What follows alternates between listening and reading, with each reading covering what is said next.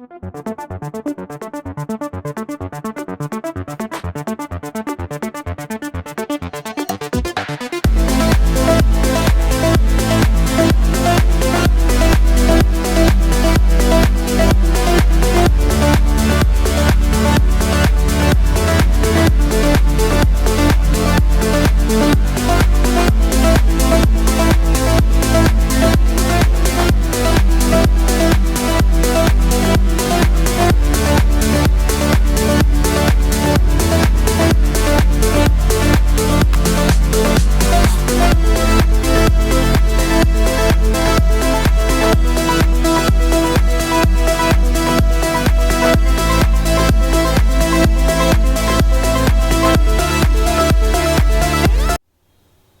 వైడ్గా probationary officers recruit చేయడం కోసం ఐబీపీఎస్ నోటిఫికేషన్ రిలీజ్ చేసింది. ఈ నోటిఫికేషన్కి సంబంధించినటువంటి వివరాలన్నీ కూడా మనం ఇప్పుడు ఈ వీడియోలో చూద్దాం. వేకెన్సీస్ ఏమి ఉన్నాయి, ఎలిజిబిలిటీ క్రైటీరియా ఏంటి, ఇలాంటివన్నీ కూడా మనం ఈ నోటిఫికేషన్లో చూద్దాం. అయితే ఎగ్జామినేషన్స్ ప్రిపేర్ అయ్యే స్టూడెంట్స్ అందరికీ ఎగ్జామినేషన్ సంబంధించినటువంటి మెటీరియల్ని మేము ప్రొవైడ్ చేస్తున్నాము. You just subscribe Telegram channel rice for job. అందులో మీకు ఎవ్రీడే కంటెంట్ అంతా కూడా మీకు అప్లోడ్ చేయడం జరుగుతుంది, which is useful for your examination. Me examinations highly useful అవుతుంది. అన్ని ఎగ్జామ్కి సంబంధించిన కంటెంట్ కూడా మీకు ఇందులో ప్రొవైడ్ చేయడం జరుగుతుంది. అదేవిధంగా ఆన్లైన్ టెస్టులు కూడా ఎగ్జామ్ రాసే వాళ్ళకి ఫ్రీగా మేము ఎవ్రీడే మేము అప్లోడ్ చేస్తాము. రైస్ ఫర్ జాబ్ యాప్ని మీరు డౌన్లోడ్ చేసుకోండి. అందులో మీకు ఈ కంటెంట్ అంతా కూడా అవైలబుల్గా ఉంటుంది. ప్రతి ఎగ్జామ్కి సంబంధించిన టెస్ట్లు ఉంటుంది, మీరు ఫ్రీగా ఆన్లైన్లో మీరు అది రాసుకోవచ్చు. And race both offline and online coaching అనేది కండక్ట్ చేయడం జరుగుతుంది. మాకు హైదరాబాద్లో ఉన్నటువంటి ఆల్ బ్రాంచెస్లో అన్ని ఎగ్జామినేషన్ సంబంధించిన బ్యాంకింగ్ కావచ్చు, ఎస్ఎస్సీ కావచ్చు, రైల్వేస్ కావచ్చు, టోటల్గా క్యాట్ కావచ్చు, ఐసెట్ కావచ్చు, అన్ని ఎగ్జామినేషన్స్కి న్యూ బ్యాచెస్ ఎవ్రీ మండే మీకు స్టార్ట్ అవుతుంది.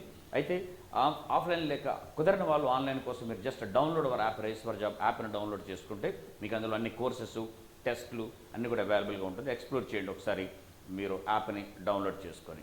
ఇక ఈ ఎగ్జామ్కి సంబంధించినటువంటి నోటిఫికేషన్ డీటెయిల్స్ చూస్తే టోటల్ వేకెన్సీస్ మనం చూస్తే మనకి 4,455 వేకెన్సీస్ కనిపిస్తూ ఉన్నాయి. అయితే ఈ 4,450 వేకెన్సీస్లో ఆల్ 11 బ్యాంక్స్లో రిక్రూట్మెంట్ ఉన్నప్పటికీ అన్ని బ్యాంక్స్ కూడా రిపోర్ట్ చేయలేదు. వాటి వేకెన్సీస్ లిస్ట్ని మనకి రిపోర్ట్ చేయడం అనేది జరగలేదు. ఇంకా బ్యాంక్ ఆఫ్ బరోడా నుంచి మనకి వేకెన్సీస్ రాలేదు, బ్యాంక్ ఆఫ్ మహారాష్ట్ర నుంచి వేకెన్సీస్ రాలేదు, తర్వాత బ్యాంక్ ఆఫ్ ఇండియన్ బ్యాంక్ నుంచి వేకెన్సీస్ మనకు తెలియదు, యూకో బ్యాంక్ నుంచి తెలియదు, యూనియన్ బ్యాంక్ ఆఫ్ ఇండియా నుంచి మనకి వేకెన్సీస్ లిస్ట్ ఎంత వచ్చింది అనేది మనకు తెలియదు. అంటే టోటల్గా 11లో నుంచి ఇంకా 5 బ్యాంక్స్ మనకి ఎన్ని వేకెన్సీస్ ఉన్నాయనేది మనకి రిపోర్ట్ చేయలేదు. కాబట్టి ఈ వేకెన్సీస్ అనేది ఫైనల్ కాదు. ఇప్పుడు ఏ వేకెన్సీస్ వచ్చాయో ఈ నంబర్స్ ఫైనల్ కాదు. రిక్రూట్మెంట్ జరిగే టైంకి, ఫైనల్ సెలక్షన్ వచ్చే టైంకి ఈ వేకెన్సీస్ నంబర్స్ ఇంకా పెరిగేటువంటి అవకాశం చాలా ఉంది. ఎప్పుడు కూడా అదే జరుగుతుంది, ఎవ్రీ ఇయర్ అదే జరుగుతుంది. ఇప్పుడు కూడా వేకెన్సీస్ చాలా పెరిగేటువంటి స్కోప్ చాలా ఉంది. ఇక డీటెయిల్స్ అన్ని చూసుకుంటే ఎడ్యుకేషన్ క్వాలిఫికేషన్, గ్రాడ్యుయేషన్ చేసిన వాళ్ళు ఎవరైనా సరే దీనికి అప్లై చేసుకోవచ్చు. ఆ గ్రాడ్యుయేషన్ 21 ఆగస్టు వరకు కంప్లీట్ అయిపోయి ఉండాలి. అంటే మీరు ఎగ్జామినేషన్ రాస్తే వాటి రిజల్ట్ కూడా వచ్చేసి ఉండాలి. అంటే ఏజ్ వచ్చేసి 1 ఆగస్టు వరకు, 1 ఆగస్ట్ 24 వరకు 20 ఇయర్స్ కంప్లీట్ అయిపోయి ఉండాలి. 30 ఇయర్స్ లోపల ఉండాలి మన జనరల్ క్యాండిడేట్స్కి. రిజర్వ్డ్ క్యాండిడేట్స్కి అప్పర్ ఏజ్ లిమిట్ ఎలాగో రిలాక్సేషన్ ఉంటుంది. ఇక ఫీ పే చేయడానికి 175 rupees SC, ST, PWB candidates pay చేయాల్సి ఉంటుంది.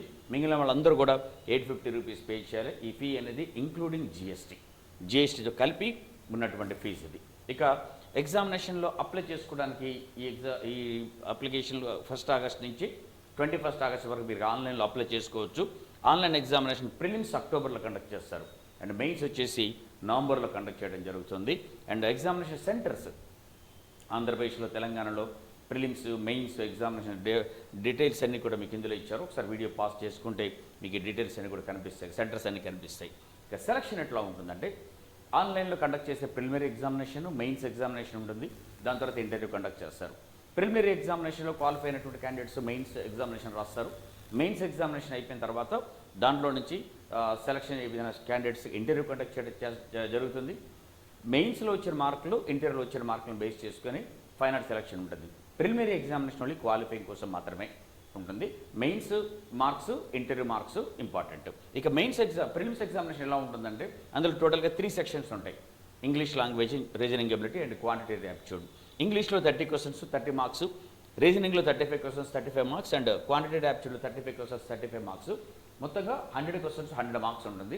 దీనికి టోటల్గా 60 మినిట్స్ టైం ఇస్తారు, 1 అవర్ 20 మినిట్స్ ఈచ్. ఒక్కో సెక్షన్కి 20 మినిట్స్. దీంట్లో నెగిటివ్ మార్క్స్ ఉంటాయి. మీరు ప్రతి సెక్షన్లోనూ సపరేట్గా క్వాలిఫై అవ్వాలి. అండ్ నెగిటివ్ మార్కులు కూడా ఉన్నాయి. నెగిటివ్ మార్కులు మీకు 0.25 మార్క్స్ డిడక్ట్ చేస్తారు మీరు ఒకవేళ రాంగ్ ఆన్సర్ ఇస్తే. అండ్ మెయిన్స్ ఎగ్జామినేషన్ చూడండి. Mains examination 2 objective and descriptive 2 రకాలుగా ఉంటుంది. ఆబ్జెక్టివ్ ఎగ్జామినేషన్లో 4 సెక్షన్స్ ఉంటాయి. రీజనింగ్ అండ్ కంప్యూటర్ ఆప్టిట్యూడ్లో 45 క్వశ్చన్స్ 60 మార్క్స్ ఉంటుంది. దానికి 60 మినిట్స్ టైం ఇస్తారు. And general economy and banking అవేర్నెస్కి 40 క్వశ్చన్స్ 40 మార్క్స్, దానికి 35 మినిట్స్ టైం. ఇంగ్లీష్ లాంగ్వేజ్కి 35 క్వశ్చన్స్ 40 మార్క్స్, దానికి 40 మినిట్స్ టైం ఇస్తారు. బట్ యాప్టిట్యూడ్ చూడండి, అంటే డేటా అనాలిసిస్ అండ్ ఇంటర్ప్రిటేషన్ చూస్తే 35 క్వశ్చన్స్ 60 మార్క్స్ 45 మినిట్స్ టైం ఇవ్వడం జరుగుతుంది. అంటే ఎక్కువ మార్కులు వెయిటేజ్ అనేది మనకి యాప్టిట్యూడ్ కనిపిస్తుంటుంది. టోటల్గా 155 క్వశ్చన్స్ మనకి 200 మార్క్స్ ఉంటుంది. అండ్ ఈ ఆబ్జెక్టివ్ ఎగ్జామినేషన్కి 3 అవర్స్ టైం ఇస్తారు. ఈ ఆబ్జెక్టివ్ ఎగ్జామినేషన్ కాగానే ఇమీడియట్గా next half an hour time ఇస్తారు. దానికి మీరు డిస్క్రిప్టివ్ ఎగ్జామినేషన్ రాయాల్సి వస్తుంది. ఇంగ్లీష్ లాంగ్వేజ్ ఉంటుంది, letter writing and essay writing చేయాలి. దానికి 25 మార్క్స్ ఉంటాయి, హాఫ్ అన్ అవర్ టైం ఇస్తారు. ఈ 2 ఇంపార్టెంటే. సో చేసిన తర్వాత మీకు ఇంటర్వ్యూ కండక్ట్ చేస్తారు. ఎవరైతే రిటన్ టెస్ట్లో క్వాలిఫై అవుతారో సఫిషియెంట్ నెంబర్ ఆఫ్ పీపుల్ని మీకు ఇంటర్వ్యూ క్వాలిఫై చేస్తారు. ఇంటర్వ్యూ 100 మార్క్స్ కండక్ట్ చేస్తారు.